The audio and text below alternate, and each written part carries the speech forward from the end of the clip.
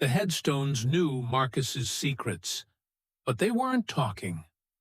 For 15 years, he'd walked among them every night, tending their eternal rest while keeping his own past buried deeper than any grave. The people of Salem saw a quiet groundskeeper who took pride in his work. They didn't see the Delta Force operator who'd once made graveyards in foreign soil. Until the night 3 gang members brought violence to his sanctuary, and Marcus had to choose between his peaceful new life and the warrior he used to be. Welcome to Open Book Stories. Before we begin this chilling tale of buried secrets, sacred ground, and the ghosts we carry within us, tell me in the comments, what city are you watching from today? And if you believe stories like this deserve to be told, hit that subscribe button and help us keep these dark tales alive. These stories matter. Riverside Cemetery sat on the eastern edge of Salem, Oregon, where the Columbia River wound through valleys thick with Douglas fir and Oregon white oak. Established in 1847, it was the oldest cemetery in Marion County, with weathered headstones telling stories of pioneers, Civil War soldiers, and generations of families who'd made the Pacific Northwest their home. Marcus Hayes had been the night groundskeeper there for 15 years. He was 55 now, with silver threading through his dark hair and deep lines carved around eyes that had seen too much. He lived alone in a small caretaker's cottage on the cemetery grounds, surrounded by 40 acres of rolling hills dotted with graves, mausoleums, and ancient oak trees. The job suited him. The dead made better company than most of the living. They didn't ask questions about his past, didn't wonder why a man with his obvious intelligence and physical capability chose to spend his nights walking among tombstones. They just rested quietly while he kept their final home clean and peaceful. Marcus's routine never varied. Every evening at 6 p.m., he'd lock the main gates and begin his first patrol. He'd walk the winding gravel paths, checking for damage, picking up litter left by daytime visitors, ensuring the sprinkler system was working properly. His movements were methodical, precise, muscle memory from another life, when attention to detail meant the difference between coming home and coming home in a box. The cottage where he lived was Spartan. A bed, a chair, a small kitchen table. No photographs, no decorations, nothing that spoke to a life lived before Salem. The only personal items were books, mostly military history and tactical manuals, and a locked footlocker pushed under his bed that he tried not to think about. People in Salem knew Marcus as a polite but distant man. He'd nod hello to the day shift gardeners, exchange pleasantries with bereaved families who visited graves, but he never lingered for conversation. The cemetery office staff considered him reliable but antisocial. "That Marcus is a strange one," the office manager, Mrs. Patterson, would say. "Been here 15 years, and I still don't know anything about him, except he does good work." What Mrs. Patterson didn't know, what nobody in Salem knew, was that Master Sergeant Marcus Hayes had once been one of the military's most effective killers. Delta Force, Operational Detachment Delta, the unit that didn't officially exist. 2 tours in Iraq, countless classified missions, a service record so classified that even he wasn't allowed to see most of it. He'd been good at his job. Too good. The kind of soldier who could eliminate targets with surgical precision, who could read terrain like scripture, who could disappear into hostile territory and emerge weeks later having accomplished objectives that regular forces couldn't even attempt. But even the best soldiers eventually break. For Marcus, it happened on a night mission outside Fallujah in 2008. Intelligence failure, wrong house, wrong family. When the smoke cleared, Marcus was staring at casualties that would haunt him for the rest of his life. He'd been honorably discharged 6 months later with full benefits and a chest full of medals he'd never wear. The Army offered him contractor work, private security positions, training roles. He'd turned them all down. He'd wanted to disappear, to find someplace quiet where he could try to forget what his hands had done. Riverside Cemetery had been perfect for that. Until now. The trouble started 3 months ago, though Marcus hadn't realized it at first. He'd begun finding beer bottles near the back section of the cemetery, where the newer graves were located. Then cigarette butts, candy wrappers, evidence that someone was using the grounds after hours. Marcus had assumed it was teenagers looking for a place to drink and make out, a common problem at cemeteries. But then he'd started noticing other things. Footprints that didn't match the pattern of casual trespassers. Multiple sets, always the same boots, suggesting regular visits by the same group. And they weren't just hanging around the newer section anymore. They were spreading throughout the cemetery, marking territory like animals. The first direct encounter had been 2 weeks ago. Marcus was doing his 11 p.m. patrol when he'd spotted flashlight beams near the old Pioneer section. 3 men, mid-20s, dressed in dark clothing with bandanas covering their faces. They'd been using a large headstone as a table, conducting what was obviously a drug transaction. Marcus had approached them directly, calmly. "Gentlemen," he'd said in his quiet voice, "cemetery's closed. I'm going to have to ask you to leave." The tallest of the 3, apparently the leader, had laughed. "Or what, old man? You gonna call the cops?"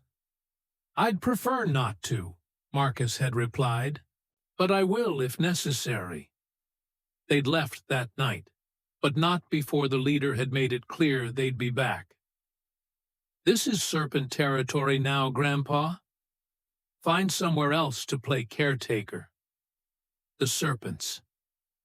Marcus had heard about them from the day staff. A relatively new gang that had moved into Salem over the past year, dealing drugs and running protection rackets. Not sophisticated, but dangerous in the way that desperate, poorly organized criminals often were. Marcus had hoped that one confrontation would be enough. He'd been naive. They'd returned the next night, and the night after that. Each time more brazen, more aggressive. They'd spray-painted gang tags on several headstones, smashed the glass on 2 memorial plaques, and left drug paraphernalia scattered across the graves. Marcus had called the police twice. Both times, officers had responded hours later, taken a report, and promised to increase patrols in the area. The Serpents had simply adjusted their schedule, arriving later and leaving before dawn. The 3rd week, they'd brought weapons. Tuesday night, October 17th. Marcus was in the maintenance shed, organizing tools, when he heard the voices. Loud, argumentative, coming from the direction of the Civil War Memorial. He'd grabbed his flashlight and headed toward the sound, moving carefully between the headstones. What he'd found had made his blood run cold. 6 gang members this time, not 3. They'd set up what looked like a permanent camp near the monument, honoring Salem's war dead. Folding chairs, a card table, a Coleman lantern providing bright light. They were drinking beer, smoking marijuana, and using the memorial itself as a backrest. But that wasn't the worst of it. They'd defaced the monument, spray-painted Serpents rule across the bronze plaque that listed the names of local men who died in the Civil War. They'd knocked over several small American flags that had been placed there by veterans' organizations. Most disturbing of all, they'd dug up a portion of one grave, apparently looking for a place to hide drugs or money. Marcus had stood there in the shadows for several minutes, watching, calculating. 6 men, all armed. He could see handguns tucked into waistbands, possibly other weapons. They were young, probably high, definitely unpredictable. The smart thing would have been to retreat, call the police, let the system handle it. But Marcus was looking at desecrated graves, at a war memorial defiled by thugs who had no concept of what sacrifice meant. He was looking at the resting place of soldiers, men who died for something larger than themselves, being used as a drug den. Something had shifted inside him that night, something he'd kept buried for 15 years. Marcus had retreated, but not to call the police. He'd gone to his cottage, to the locked footlocker under his bed. Inside the footlocker were things Marcus had hoped never to see again. His service uniform, still pressed, commendation letters from commanding officers, photographs of his unit. Young men, most of them dead now, all of them looking like they could conquer the world. And at the bottom, wrapped in oilcloth, the tools of his former trade. Marcus had unwrapped them slowly, his hands remembering the weight and balance of each item. Combat knife, still razor sharp. Night vision goggles. Communication equipment. Items that a Delta Force operator might need when conventional approaches weren't sufficient. He'd sat there for an hour, holding his old life in his hands, thinking about the men buried in his cemetery, soldiers who'd given everything for their country, now having their final rest disturbed by criminals who understood nothing about honor or sacrifice. The Serpents had made a critical error in judgment. They'd assumed that a quiet groundskeeper would be too intimidated to fight back. They'd assumed that someone who tended graves was weak, passive, harmless. They were about to learn how wrong they were. Marcus had changed clothes that night. Not into his old uniform, that would have been too much, but into dark civilian clothing that wouldn't restrict movement. He'd strapped the knife to his belt, put the night vision goggles in his pocket, and headed back toward the Civil War Memorial. But when he'd arrived, the gang members were already gone. They'd left behind their mess, their graffiti, their desecration, but they'd apparently finished their business for the night. Marcus had spent the next 3 hours cleaning up their damage, carefully scrubbing spray paint from the monument, replanting disturbed graves, picking up their trash. With each piece of litter he collected, with each act of desecration he tried to repair. His resolve had hardened. The next night, he'd been ready for them. Wednesday night, the Serpents had returned with even more people. 8 men now, apparently bringing friends to show off their new territory. They'd set up in the same location, but this time they'd brought speakers, playing loud music that echoed off the headstones like gunshots in the night.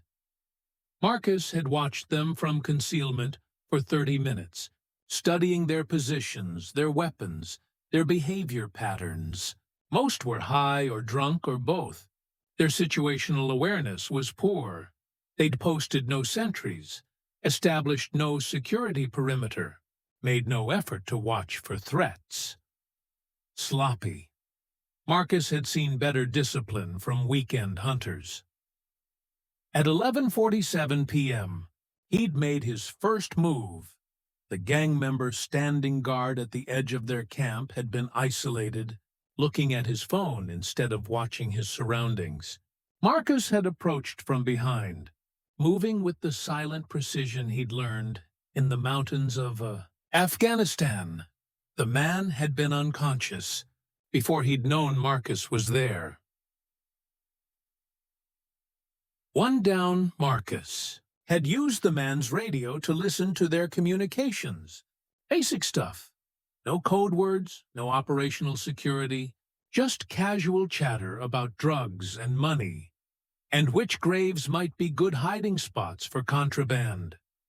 Moving from headstone to headstone, Marcus had eliminated 2 more sentries before the main group realized something was wrong. "Where's Tommy?" One of them had called out. "Tommy, you there?" When Tommy hadn't answered, they'd started to get nervous.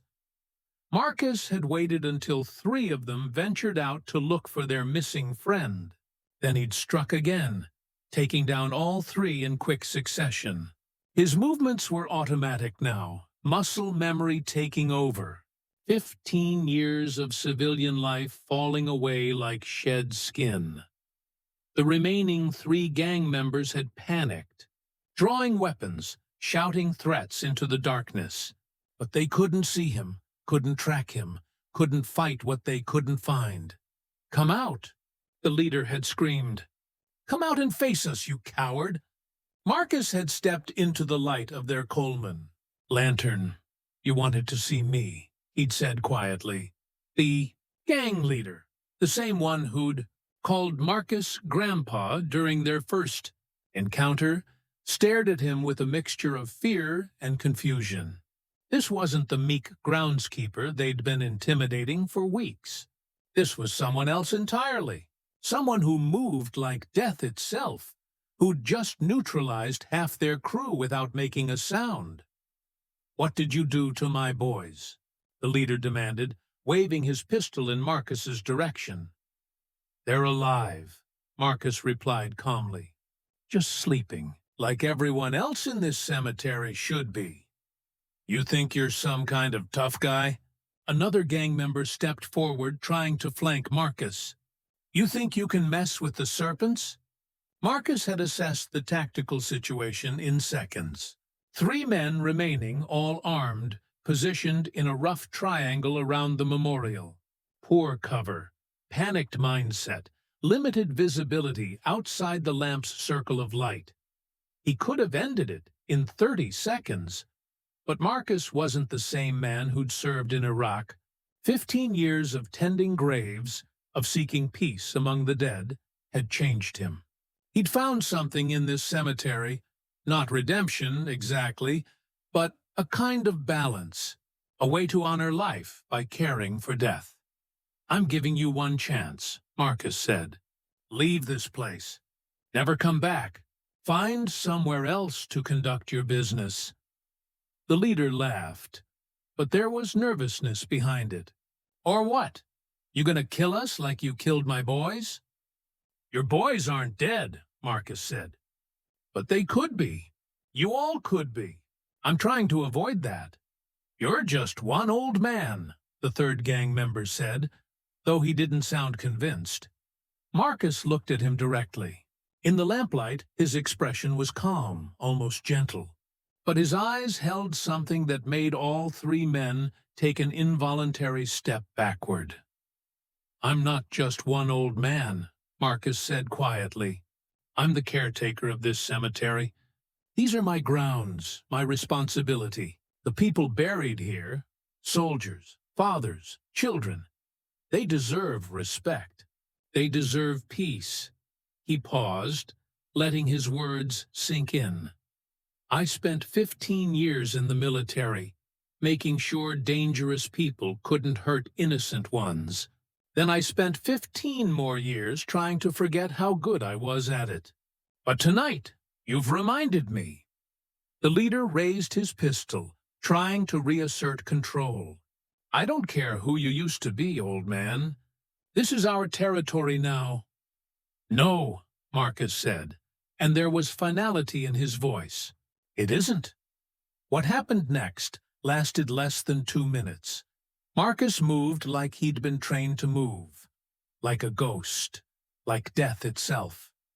The gang members saw him start to move, saw him close the distance between them, but their minds couldn't process how someone could be that fast, that precise. The leader got off one shot, high and to the right, the muzzle flash illuminating Marcus's face for a split second before he disappeared back into the shadows. Then Marcus was behind him, and the gun was no longer in his hand.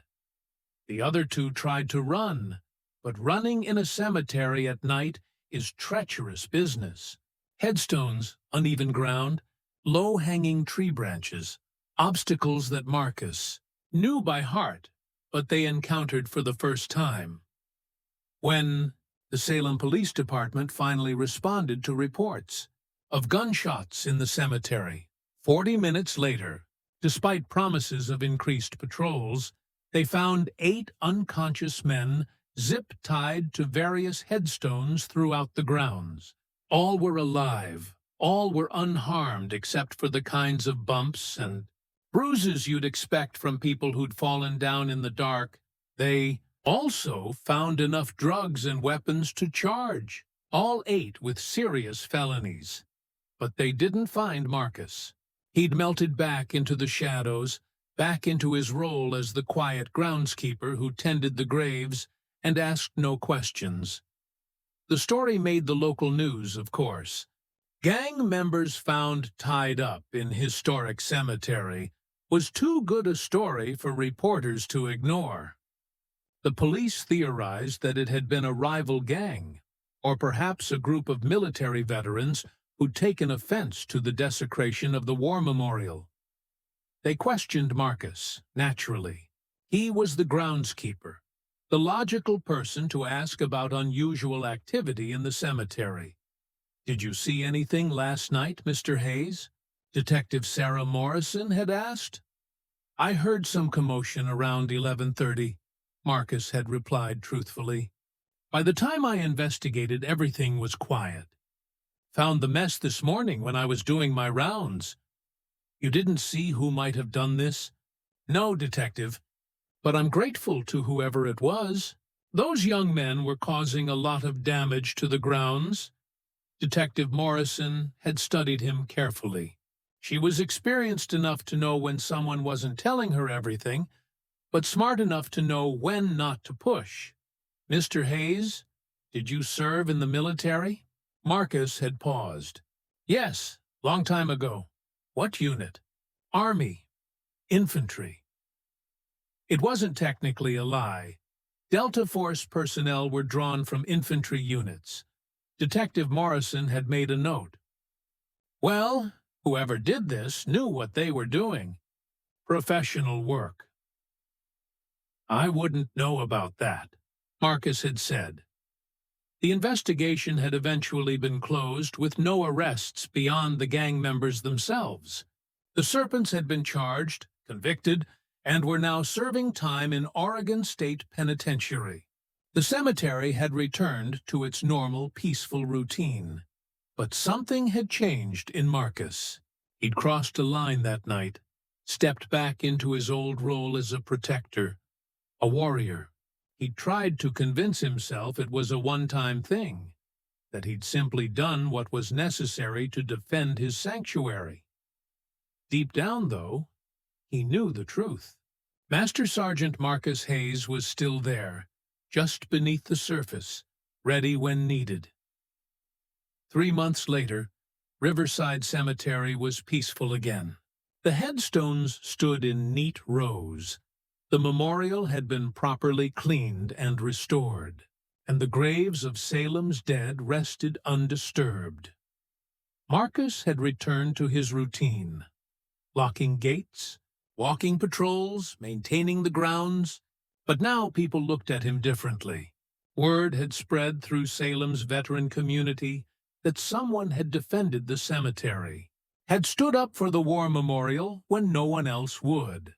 Veterans started visiting more often, leaving flowers at graves, stopping by to chat with Marcus about military service they assumed he'd had. He was polite but non-committal, never claiming credit for what had happened that October night. You know, old Pete Sullivan had said one afternoon.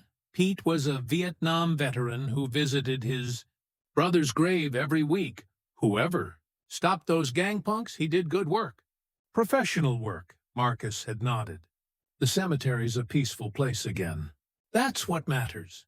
Pete had studied him for a moment. You know, Marcus, you remind me of some guys I served with in Nam. The quiet ones. The ones who didn't talk much but got things done when they needed to get done. I just take care of the grounds, Pete. Sure you do, Pete had smiled. Just like I just drove supply trucks in Vietnam. The conversation had ended there, but Marcus knew his secret wasn't as buried as he'd hoped. Veterans recognized their own, especially those who'd seen combat. They could sense the weight he carried, the competence he tried to hide. A week later, Detective Morrison had stopped by the cemetery again. Not officially. She was off duty, visiting her grandfather's grave. Mr. Hayes, she'd said, finding him near the maintenance shed. I wanted to thank you. For what, Detective? For whatever you did or didn't do that night in October. My grandfather's buried here. He was a Marine in World War II. It means something to me that this place is respected. Marcus had looked at her directly. Your grandfather's grave is safe, Detective. They all are, she'd nodded. I believe that. And I think the word's gotten out in the criminal community, too. We haven't had any reports of cemetery vandalism anywhere in Marion County since October. It's like someone sent a message.